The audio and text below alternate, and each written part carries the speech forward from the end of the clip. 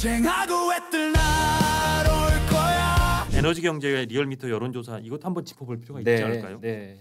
이재명 대통령의 대통령 국정수행 잘하고 있다. 국정수행 지지율이 56.5%가 나왔어요. 이게 전주에 비해서 6.8%포인트 6.8%포인트면 굉장히 큰 폭의 추락입니다. 저거는 소위 말하는 오차 범위 이런 걸 한참 벗어나는 저거는 의미가 큰 추락.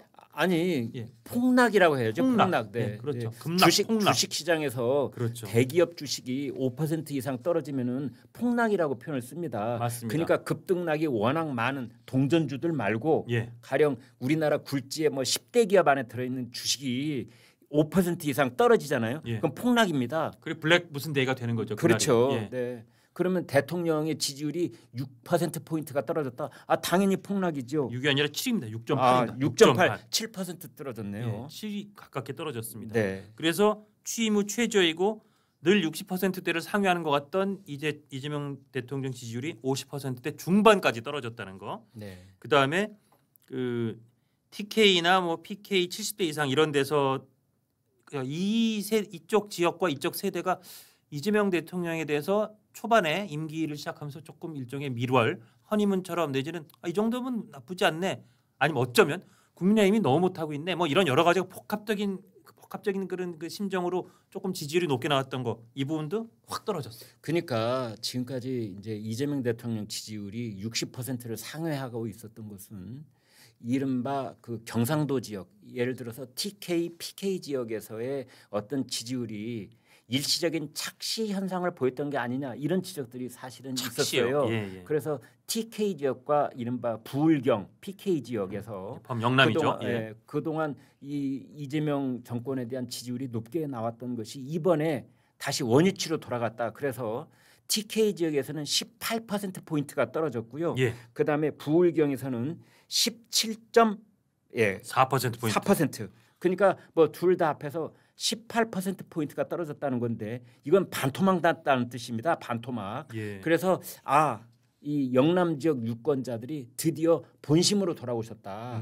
이런 생각도 들고요. 그것이 이제 이재명 정권 지지율 하락에 큰 몫을 차지하고 있다. 이렇게 볼 수 있습니다. 그렇습니다. 그래서 말씀드린 것처럼 56.5, 매우 잘하면 46.2, 잘하는 편 10.3, 그다음에 매우 잘못하면 28.7, 잘못하는 편 9.6. 그래서 긍정이 56.5, 부정이 못하고 있다가 38.2 이렇게 예전과는 좀 대통령에 대한 지지도의 형국 지지도의 그 지도가 많이 달라졌다. 재편되고 있다. 전 지역에서 일제히 하락했고 여성, 남성 모두 감소했다. 저희가 그 대통령 국정수행 평가 쭉 그 그래픽이 혹시 있나요? 그럼 없고요. 이제 보면 하여튼 60%를 계속 상회하다가 50%로 떨어졌고 그다음 또 하나 볼 만한 게 민주당 지지도인데요. 정당 지지도도 같은 여론조사에서 민주당이 54.5에서 48.4 여기도 50% 선이 무너졌어요. 국민의힘은 이 조사에서는 전주에 27.2였는데 30.3. 그럼 이게 전주만 해도 이 조사에서는 54.5 대 27.2 그러면 아이고 완전 반토막이구나. 근데 48.4 대 30.3 그러면 이제는 이게 그 민주당하고 국민의힘의 지지율이라는 게 상당히 이제는 뭐 이렇게 반토막 이런 얘기로 평가절하할 상황이 아니고 뭔가 이게 큰 변화가 있구나. 이것도 굉장히 그 궤적이 의미 있는 궤적이 되고 있다는 생각이 듭니다. 네. 지금 이제 시청자 댓글을 보니까 어떤 분들은 이런 의견을 주시는군요. 아직도 여론조사를 믿느냐? 뭐 이제 이런 분들이 있는데 제가 그런 이제 시청자께는 이런 말씀을 전해드리고 싶어요. 그런 그 여론조사 그 낱낱에 대한 이제 신뢰도를 별도로 일단 추세를 보시면 되는 겁니다. 그렇죠. 그러니까 똑같은 여론조사 기관 지금 우리가 말씀드리고 있는 리얼미터 여론조사 결과인데요. 한국갤럽이 됐든 리얼미터가 됐든 뭐 한국 지표조사가 됐든 지난주에 비해서 이번 주 어떻게 됐고 한 달 전에 비해서 이번에 어떻게 됐고 이렇게 그 동일한 여론조사 기관의 추세를 보면 추이를 보면 되는 건데 그러면 이번에 이제 리얼미터 여론조사기에서 왜 이재명 정권 이재명 대통령의 긍정 평가가 이렇게 대폭락을 했느냐 세 가지 요인이 있습니다. 세 가지 요인. 그거는 이춘석, 양도세, 조국 이 세 가지다. 이양조다. 이춘석은 지금 우리 얘기했던 이춘석 국정기획위원회 경제 2분과장의 예. 차명 주식 거래 의혹. 플러스 미공개 정보 이용 의혹이 매우 짙은 네. 그 정황. 예. 그리고 지금 압수수색을 하고 있다는 그 의혹. 그 의혹. 그 예. 이춘석 때문에 이렇게 급락을 면치 못하고 있는 거고.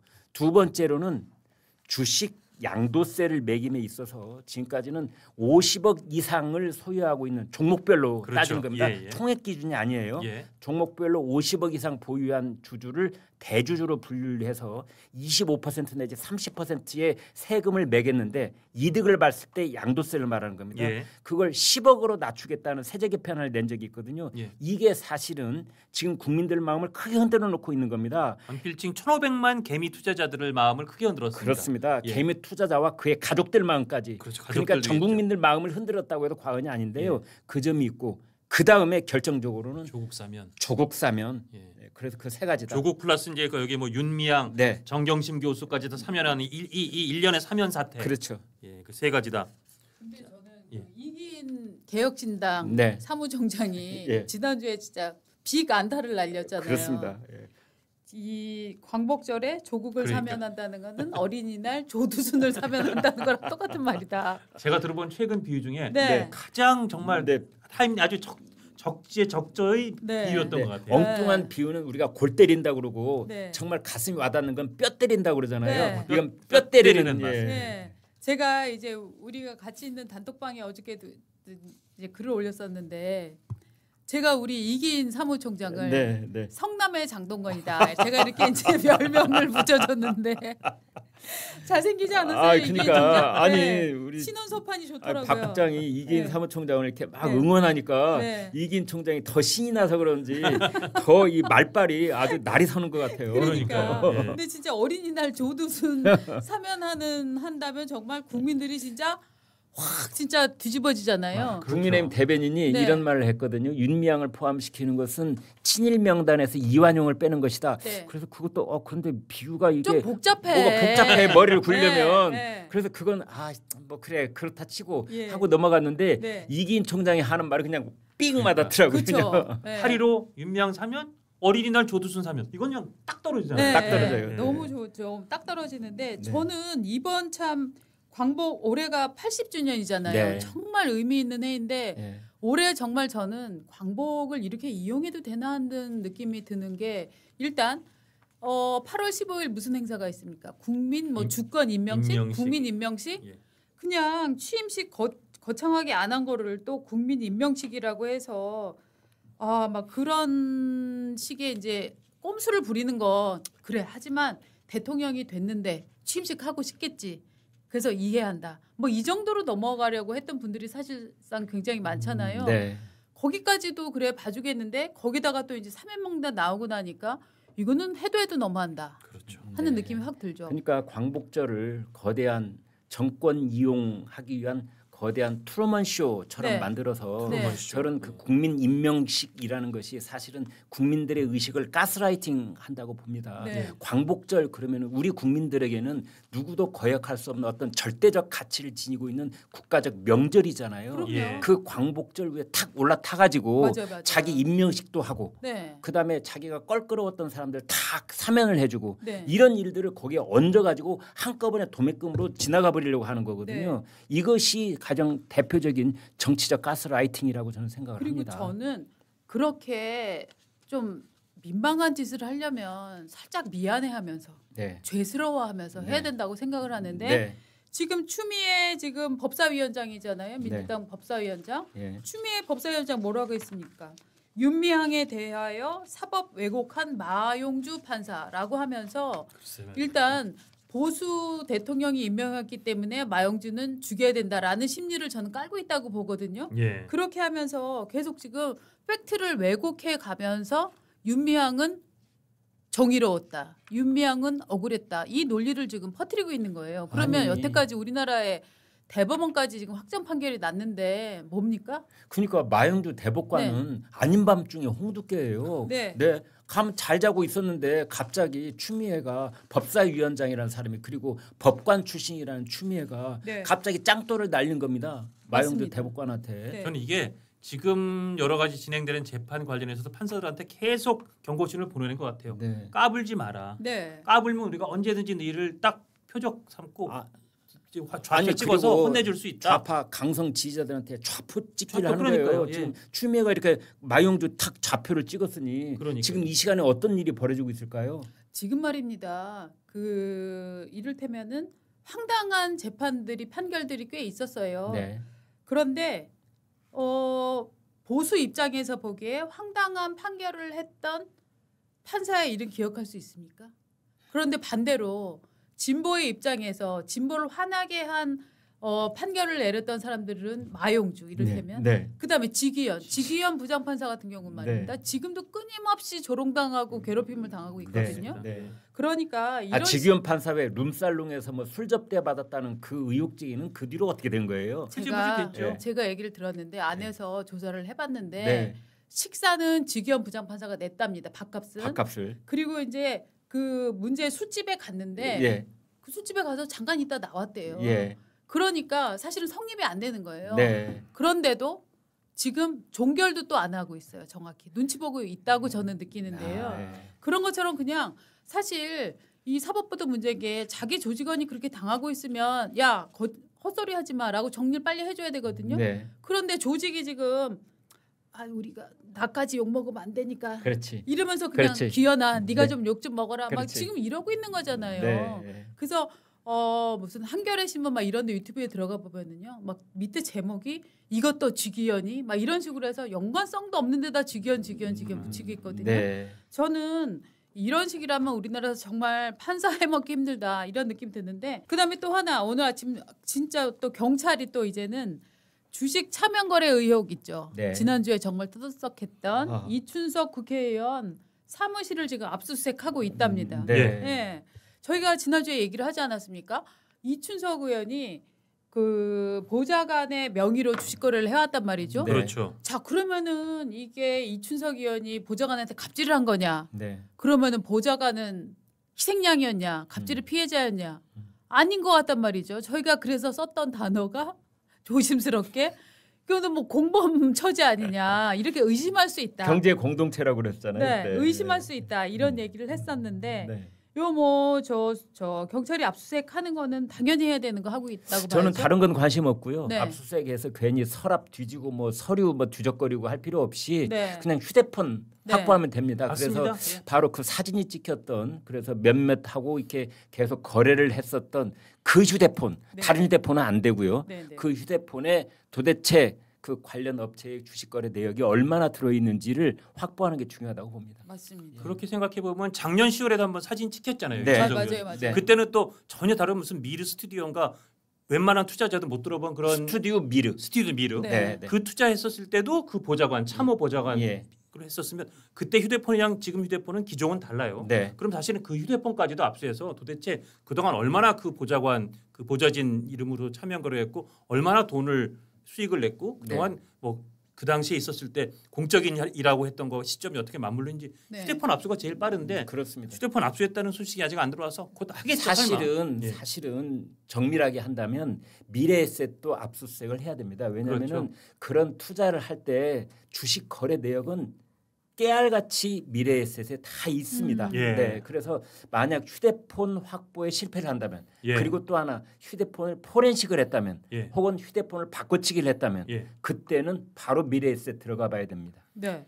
이 이춘석 의원 사건의 경우에는 지난주에 이제 영등포 경찰서에 어떻게 이제 고발장이 접수가 됐냐면 휴대폰이 보좌관 거고 차명 거래를 한 적이 없다라고 본인은 얘기를 했지만 이 고발장에는 비자금 조성 목적이 의심되는 이춘석 의원의 차명 거래 의혹에 대해서 수사를 해달라 이렇게 이제 고발이 들어온 거예요. 예. 그러니까 결국은 이 고발 사건을 서울경찰청 금융범죄수사대가 딱 이제 이첩을 받았거든요. 네. 그러니까 이제 본격적으로 나서고 있는 건데 저는 기본적으로 이게 이춘석 개인의 범죄일 것이냐 아니면은 국정기획위원회 네. 여기에 2분 과장이었잖아요. 네. 거기에 무려 23명인가가 위원들이 들어가 있었는데 네.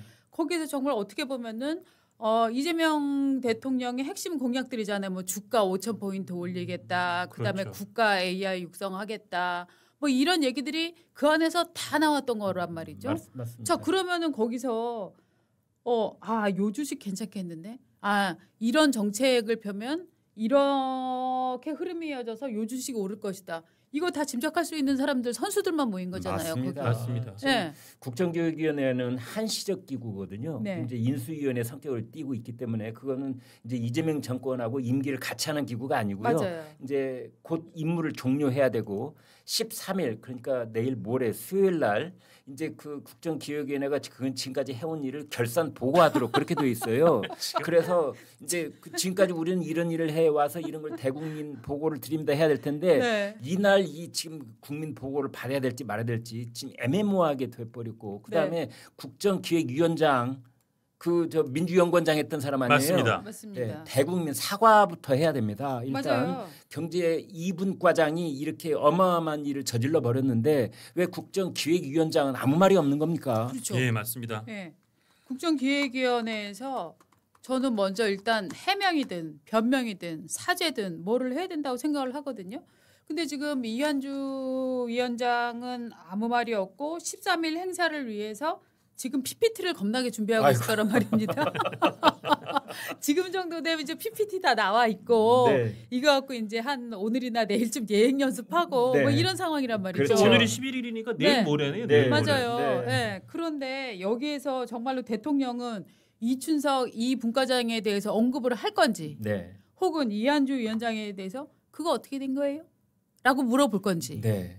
이런 것들은 그냥 슥 넘어가려고 하는 그러니까 이재명 걸까요? 대통령이 이제 첫 번째 일성이 그런 거였거든요. 엄중 수사하라. 맞아요. 네, 그래서 본인 역시 엄중 선생을 자처하고 나섰는데 네. 그 엄중 수사라는 말을 그냥 고지고대로 알아들으면 또 안 되죠. 맞아요, 이제 맞아요. 그 현장 수사 인력들은 이 뜻이 무엇일까? 네. 엄중 수사하는 척하라는 말인지 네. 정말로 아라리 콜콜이 다 밝혀내라는 것인지 아마 그 속뜻을 파악하기에 분주했을 겁니다. 그러나 어찌됐든 국정기획위원회의 도덕성 전체가 흔들려버리는 마당에 13일 있었던 보고회가 어떻게 될지 그리고 거기에 대해서 대통령이 엄중 수사하라고 했는데 그 결과 그다음에 이한주는 이재명 성남시장, 이재명 경기지사, 이재명 당대표 시절부터 줄줄이 이재명 머릿속에 들이는 경제 어떤 참모, 경제 브레인, 경제 그렇죠. 정책의 총괄적인 그런 책임을 맡았던 사람이에요. 가정교사 사부 같은 사람이에요. 네네네. 예, 예. 그렇다면 그런 점들도 총괄적으로 뭔가 책임지고 사과하는 모습을 좀 보여야 되는 게 아닌가 싶습니다. 제가 조심스럽게 예측하면 내일 모레 그대로 할 것 같고요. 네. 이 사안에 대해서는 간단하게 한두 마디만 하고 네. 그냥 쓱 입 짚고 넘어갈 가능성이 좀 높다고 봅니다. 네, 지금 그걸 분위기 봐서는. 하려고 했다가도 네. 조선일보 유튜브에서 해야 된다 하면은 안 해버릴 가능성이 있는 거죠. 근데 국정기획위원회가 제가 사실은 처음 듣기로는 이재명 대통령 취임하자마자 이 위원회가 쫙 들어가고 이제 각 정부 부처랑 업무 연락도 주고받고 했을 거 아닙니까? 네. 그때 보면 일을 굉장히 잘한다는 평가들이 많았어요. 이를테면 네. 정치적으로 오히려 보수적인 성향의 분들마저도 네. 굉장히 준비를 많이 한 것 같다. 네. 집권 준비를 오래 한 것 같다라고 해서 제가 그 얘기는 했어요. 여보세요. 지금 이재명 대통령은 대통령 선거운동만 3년 반 한 사람입니다. 아니 3년 반 동안 네. 그렇잖아요. 계속 탄핵하면서 예. 탄핵안 계속 내면서 네. 내가 대통령 되면 뭐 해야지라고 네. 연구를 해온 분인데 3년 반 동안 했는데 못했겠습니까?라고 네. 제가 얘기를 했었거든요. 네. 그런데 그럼에도 불구하고 실질적으로 이 들어가 있는 사람들이 굉장히 일을 열심히 했다라고 하는 거는 전반적인 총평이에요. 예. 근데 그 결론은 무엇이 됐냐? 국가 기획위원회가 한 일은 이춘석의 지명도를 매우 높여진 것뿐이었다. 이렇게 귀결 나는 것 같아요. 그런데요, 더더군다나 네. 이제 기자들의 실소를 금치 못하게 만드는 사건은 이춘석이 경제 2분 과장을 하면서 정부 부처 보호를 받았잖아요. 그러면서 정보가 사전에 유출되는 그런 일이 있었어요. 맞습니다. 그때 막 길길이 날뛰면서 호통을 치고 난리법석을 폈는데 그랬더라고요. 예. 그러면서 테이블 밑에서는 그러니까요. 휴대폰으로 주식 거래를 하고 있었다는 사실. 그래서 하여튼 저는 이춘석 의원은 아마 굉장히 탈탈 털어서 수사할 것 같아요. 네. 근데 문제는 국민의힘에서도 주장하지만 많은 국민들도 아니 국정기획위원회 제2분과에서 이춘석 분과장만 그랬겠냐 말씀하셨듯이 다른 분과위원들은 안 그랬겠냐 네. 나아가 국정기획위에 있는 다른 사람들은 안 그랬겠냐 네. 그 사람들은 보고받은 거 갖고 혹시 주식 참여 거래 같은 거 안 했겠느냐 플러스 지금까지는 우리가 국회의원 명의로 주식 투자 안 하면 그리고 재산 신고에 그런 게 안 돼 있으면 주식 투자가 안 되는구나. 자 어디서 징징 소리가 나고 있는데 그건 범인을 찾아보겠습니다. 하여튼 그랬는데 과연 국회의원들은 저렇게 보좌관 이름 아니면 무슨 아주 친한 지인 이름으로 차명 거래를 하면서 밑으로 자기 그날 AI 발표 나는 거 LG CNS 네이버 카카오페이가 다 그날 발표되는 AI 국가대표 후보 명단 들어가냐 안 들어가냐 당락이 명문이 갈렸던 주식들이잖아요. 맞습니다. 그 주식 이렇게 밑으로 하는 거를 다른 국회의원은 안 했겠느냐 네. 이런 것까지 다 포함해서 특검을 하든지 수사를 확대해야 될 텐데 제가 볼 땐 이렇게 수사를 확대 안 하고 이춘석 의원 하나 딱 꼬리 잘라내기로 끝낼 것 같아서 그게 조금 저는 걱정입니다. 그러니까 놀라운 것은 이춘석이 그 주식 거래를 하고 있는데 거기에 뭐 이렇게 물망이 올랐다가 결국은 탈락된 카카오가 탈락이 됐거든요. 그렇습니다. 근데 이춘석은 카카오 거래는 안 했더라고요. 거래 안 했나요? 네. 카카오가 담겨 있긴 했는데. 담겨 있긴 했는데. 카카오페이가 담겨 있긴 해서. 그랬군요. 근데 어쨌든 그 당시에 그 담겨 있었어도 이를테면 그 당시에 그 매도를 했는지 네. 매수했는지는 봐야 되거든요. 그러니까 그걸 봐야 됩니다. 만약에 매도했다면 이게 탈락하는 걸 알고 매도했나? 네. 그리고 다른 거를 네이버나 LG를 매수했다면 이거는 마지막 국가대표 2명을 앞둔 5강에 지금 둘은 들어갔잖아요. 네. 5강에 들어간 네이버 LG는 매수했나? 이것까지 들여다봐야죠. 그래서 이제 그런 주식 거래 내역이 그 미래에셋뿐만 아니라 그 사람 핸드폰에는 정확하게 다 담겨 있기 때문에 이제 그러한 것이 제대로 됐는지 봐야 됩니다. 그렇습니다. 시간이 지났는데 전 이 강선우 전 장관 강선우 전 장관 후보자죠. 네. 이 뒤끝 발휘하고 있고 정청래 대표는 당 국제위원장 위임시키고 이것도 꼭 오늘 좀 얘기해서 비판하고 싶었는데 시간이 너무 지난 것 같긴 해요. 내일 다시 살살 하지. 이거 내일 좀 하죠 진짜. 네. 이건 네. 결국은 왜냐하면 모르시는 분들도 많아요. 강선우를 네. 국민 심판이 내려졌는데 그러니까요. 정청래 대표가 면죄부를 주는 것 같은 일이 벌어졌잖아요. 면죄부를 줄 뿐 아니라 지금 오히려 그 폭로자 사냥을 하고 있다는 거 아니에요. 네. 유시민 전 장관도 여기 팔을 들어주고 사실은 걔네들이 이상한 애들이다 이런 그래서 식으로 얘기하고 강선우가 나서서 뭐 영어를 잘했다는 칭찬과 함께 강선우를 국제위원장으로 유임을 해가지고 가해자는 오히려 공개적으로 활개를 치고 다니고 글쎄요.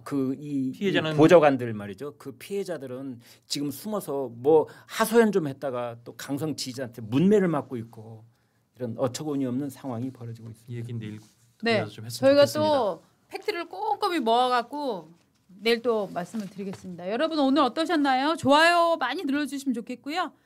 저희 내일 오전 10시 반에 다시 뵙겠습니다. 네, 저희는 AI보다 똑똑하신 분이 진행을 맡고 있는 쨍뜰날 유튜브입니다. 좋아요 좀 많이 부탁드리겠습니다. 잘난 척하면은 우리 뒤끝 장렬. 맞는다. 예, 여러분 내일 뵙겠습니다. 감사합니다. 감사합니다. 쟁하고 애뜰 날